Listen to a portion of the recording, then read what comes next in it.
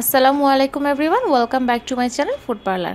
আমন্ত্রণ জানাচ্ছি আমি তুলি হাসান নতুন একটা রেসিপি শেয়ার করার জন্য, এবং আজকের রেসিপি হচ্ছে তেলাপিয়া মাছের ঝাল।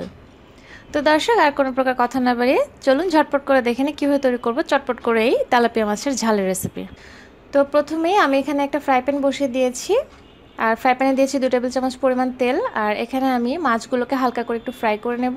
এই যে আমি তেলাপিয়া মাছ নিয়েছি এবং এগুলোতে লবণ, হলুদ এবং মরিচের গুঁড়ো দিয়েছি। মাছগুলো খুব ভালো করে অবশ্যই আগে ধুয়ে নিতে হবে। তো এখন আমি এই মশলার সাথে মাছগুলোকে একটু মেখে নিচ্ছি। সবগুলো মাছের গায়ে উল্টে পাল্টে এপিট ওপিঠে ভালো করে একটু মশলাটা মেখে নিচ্ছি।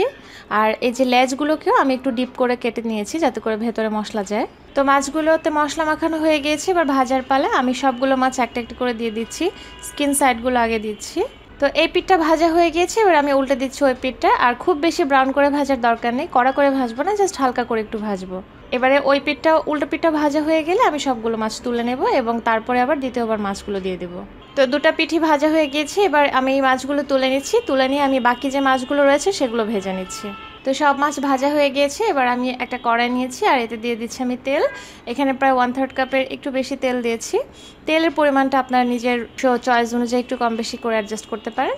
তো তেলটা অলমোস্ট গরম হয়ে গিয়েছে, এতে আমি দিয়ে দিচ্ছি পেঁয়াজ কুচি। আর এখানে আমি 1 কাপ পরিমাণ পেঁয়াজ কুচি দিচ্ছি। এবার পেঁয়াজগুলোকে হালকা করে একটু ভেজে নেব। তো পেঁয়াজগুলো ভাজা হয়ে গিয়েছে, এবার এতে আমি আধা চা চামচ পরিমাণ হলুদের গুঁড়ো দিয়ে দিচ্ছি। একটু নেড়ে মিশিয়ে নিলাম। সামান্য একটু পানি দিয়ে দিচ্ছি যাতে করে মশলাগুলো পুড়ে না যায়। এবার দিয়ে দিচ্ছি ধনিয়ার গুঁড়ো 1 চা চামচ। লবণ দিয়ে দিলাম পরিমাণ মতো। আর আমি যখন মশলা মেখেছি তখন সেখানেও কিন্তু সামান্য একটু লবণ দিয়েছিলাম, তাই লবণটা এই পর্যায়ে কিন্তু আন্দাজ করে দিতে হবে। এবার সব কিছু ভালো করে নেড়েচেড়ে মিশিয়ে নিচ্ছি। তো এবারে এদিকে আমি ফালি করে রাখা টমেটো দিয়ে দিচ্ছি। এখানে আমি 3টা বড় বড় সাইজের টমেটো নিয়েছি, আর টমেটোগুলোকে এরকম করে একটু ফালি করে কেটে নিয়েছি। এবারে টমেটো দিয়ে মশলাটা সহ আমি 2 মিনিট মতন একটু কষিয়ে নেব। সামান্য একটু পানি দিয়ে দিচ্ছি। কাঁচামরিচ দিয়ে দিলাম এখানে আমি স্বাদ অনুযায়ী, কারণ এই রান্নাটা আজকে আমি কাঁচামরিচেই করব। তো এবার ঢাকনা দিয়ে অপেক্ষা করছি টমেটোটা সেদ্ধ হয়ে যাওয়া পর্যন্ত। টমেটো সেদ্ধ হয়ে গিয়েছে। তো এবার এই পর্যায়ে আমি দিয়ে দিচ্ছি ভেজে তুলে রাখা মাছগুলো। একটা একটা করে মাছের পিস আমি সুন্দর করে বিছিয়ে দিচ্ছি। এবার যে প্লেটটাতে আমি মাছগুলো রেখেছিলাম সেই প্লেটে একটু মশলা লেগে রয়েছে, তো সেই প্লেটে সামান্য একটু পানি দিয়ে আমি এতে পানি দিয়ে দিচ্ছি। আর সেই সাথে এখানে আমি আরও সামান্য একটু পানি অ্যাড করছি, আধা কাপেরও একটু কম পানি অ্যাড করছি, কারণ মাছটা অলমোস্ট সেদ্ধই, মাছ সেদ্ধ হতে বেশি সময় লাগে না। তো এবার ঢাকনাতে অপেক্ষা করব ঝোলটা ঘন হয়ে যাওয়া পর্যন্ত এবং বাকি মাছটা সেদ্ধ হওয়া পর্যন্ত। প্রায় 2 মিনিট পরে আমি ঢাকনা খুলে নিয়েছি। আর এখন আমি সবগুলো মাছকে একটু হালকা হাতে উল্টে দেব। খুবই সাবধানে উল্টাতে হবে, কারণ এই পর্যায়ে কিন্তু মাছগুলো অনেক নরম থাকে। তো সবগুলো মাছ আমি উল্টে দিচ্ছি। সবগুলো মাছ উল্টানো হয়ে গেছে, এবার এতে আমি দিয়ে দিচ্ছি ধনিয়া পাতা কুচি। আর দিয়ে দিচ্ছি ভাজা ধনিয়ার গুঁড়ো 1 চা চামচ পরিমাণ। এটা তরকারিটাতে খুব সুন্দর একটা ফ্লেভার নিয়ে আসবে। আরও দেবো ভাজা জিরার গুঁড়ো 1 চা চামচ পরিমাণ।